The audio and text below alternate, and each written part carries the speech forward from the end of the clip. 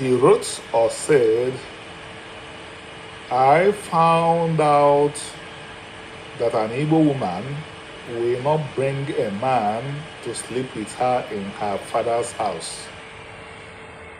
The person that made this statement is one Adeniyi. From the name, he is 100% Yoruba.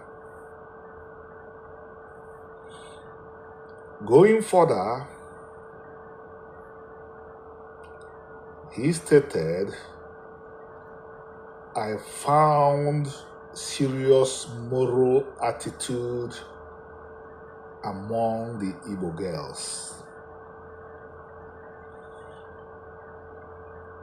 As the number one cultural theorist of the Igbo people, I have written about this, so I wasn't surprised.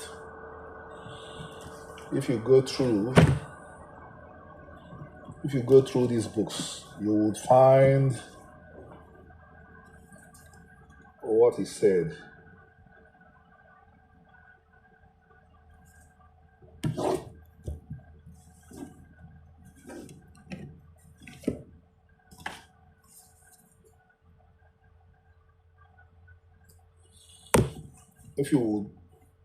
If you go through the two books I showed you, you would find where I discussed what Adeniyi said about Igbo culture. And why did I document this when I began to document Igbo culture? Because it's a lifelong work. I will continue to write about Igbo culture till the end. I documented this because this is part of the identity of the Igbos that is worth anything. There are things that our people have taken on which are abominable. They are not part of our identity. They are not who we are. They have to be thrown away. This is why I document everything that should be documented and get the explication of what Adeniyi stated, which I will repeat before proceeding. According to Adeniyi, when he was at Nsukka, I don't know when, he discovered that an Igbo woman would not take you to her father's house for immoral purposes. When I went to Lagos as a young lawyer, I was surprised when female friends invited me to their houses. And I went in fear because I know that it did not happen in Igbo land. I knew that it did not happen in Igbo land, male or female.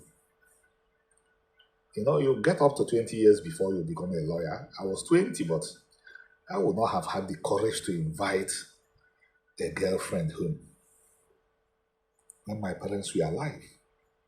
Because Adeniyi was talking about an Igbo woman taking you home to have sex with her. No, she would not even take you home.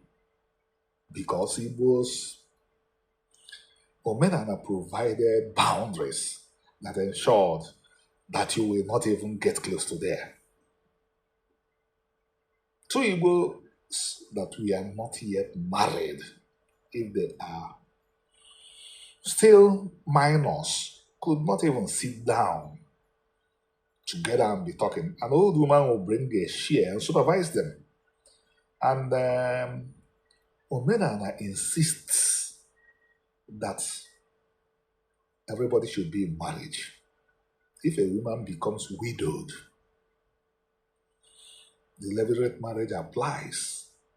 The next of kin of the brother has a duty, a responsibility, an obligation to become her husband and to provide for her. All this is to ensure that sexual intercourse only takes place within the confines of marriage.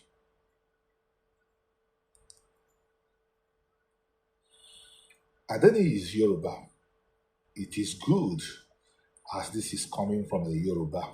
Unfortunately, the Yoruba people have been unfriendly towards the Igbos. A lot of Igbos don't know this. They are allowed to buy land in Lagos and they interpret that as friendliness from the Yorubas. And a lot of Yorubas may not know it because the Yorubas put out the narrative that they are a welcoming and accommodating people. They are not. They should be, but they are not. Just like everybody in the world should be welcoming and accommodating. The Yorubas are not accommodating. If they were accommodating, history will show that they are. They are not. This is the fact. Facing it will force some Yoruba to retain the Yoruba attitude to the Igbo. It will also force some Igbos to rethink some of our vexatious actions like the endless buying up of the land of the Yorubas.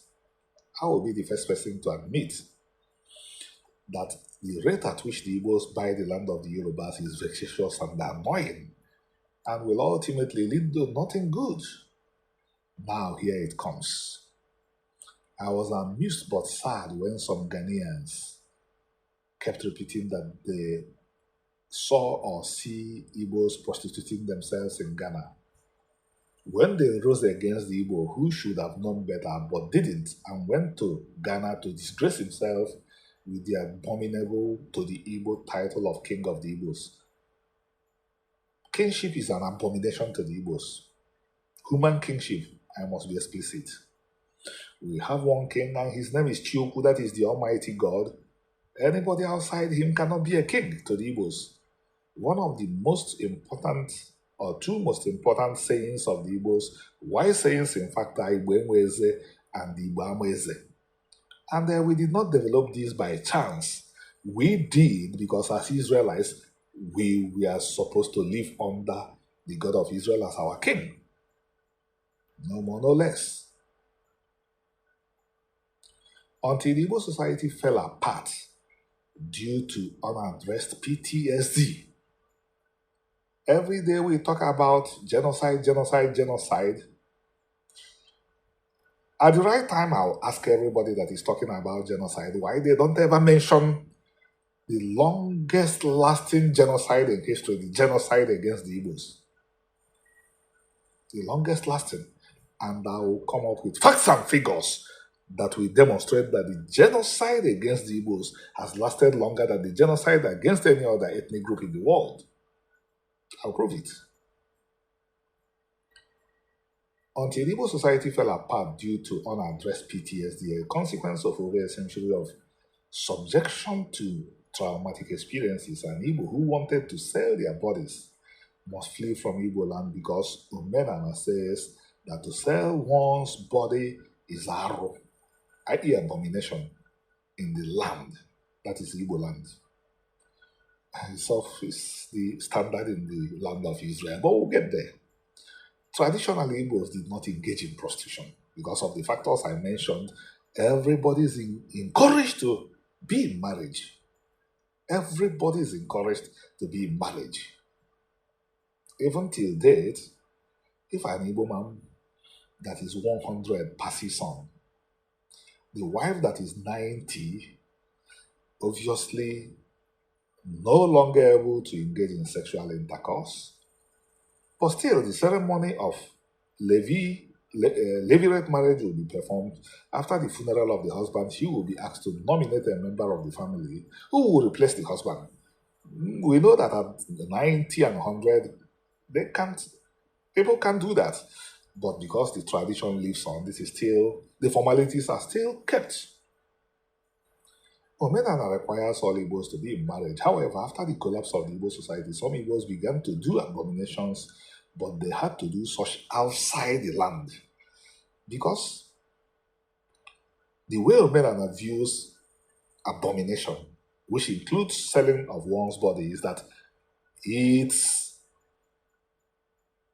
an infraction against the land. The land means the community. Of course, Chukwu is part of the community because remember, he walks among the people. The Ghanaians saw Igbos selling their bodies in Ghana because till recently, the Igbos could not do such in their own lands in Igbo land. Onitsha was the most important market town in the whole of Africa and the Middle East. If an Igbo from Onitsha wanted to engage in prostitution, they had to leave Onitsha and go to another community because the understanding of land at a stage became localized to me just Onitsha. But it's still showing you the motions, still showing you the forms, still showing you the worldview of the people regarding selling of their bodies. The ethnic groups the Ghanaians did not see in prostitution were at home in their father's houses selling their bodies. I knew this when the Ghanaian politicians and the other Ghanaians began to talk about Igbo prostitutes in Ghana. Those Igbo prostitutes went to Ghana because that is the land that does not abhor prostitution. Igbo land abhors prostitution, that's why they fled. One clown, an Igbo woman, lied that I urge Igbos to pursue the Jews. This woman, this wicked woman, lied against me. I actually urged Igbos and Jews to be like the Israelites. I urge the Igbos, the Ashkenazi Jews, the Sephardic Jews, the Mizrahi Jews, the Beta Israel, the Samaritans and the Karaites. I urge them to be like the Israelites. I don't urge the Igbos to be like the Jews. The Jews are not the ancestors of the Igbos. The ancestors of the Igbos are the Israelites, who are also the ancestors of the Jews, the Sephardim, the Mizrahim, the Ashkenazim, the Beta Israel, the Samaritans, and the Karaites. That is whom I urge the people to be like. I would have said that this woman should use this opportunity to learn if she had not become damaged beyond repair. Everything I wrote about can be found in the Hebrew Bible, but you will not see them in the Hebrew Bible unless you have studied the Hebrew Bible with Omenana. Unless while studying the Hebrew Bible, you are equipped with these two books. You will not even understand what the Hebrew Bible is saying.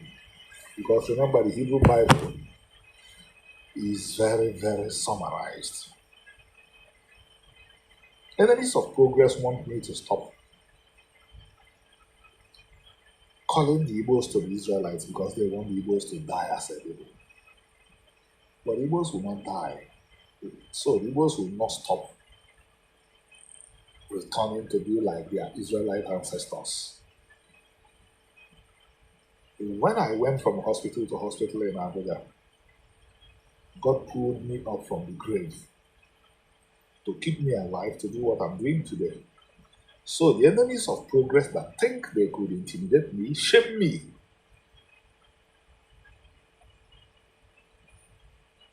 They have not yet been born. Shabbat Shalom.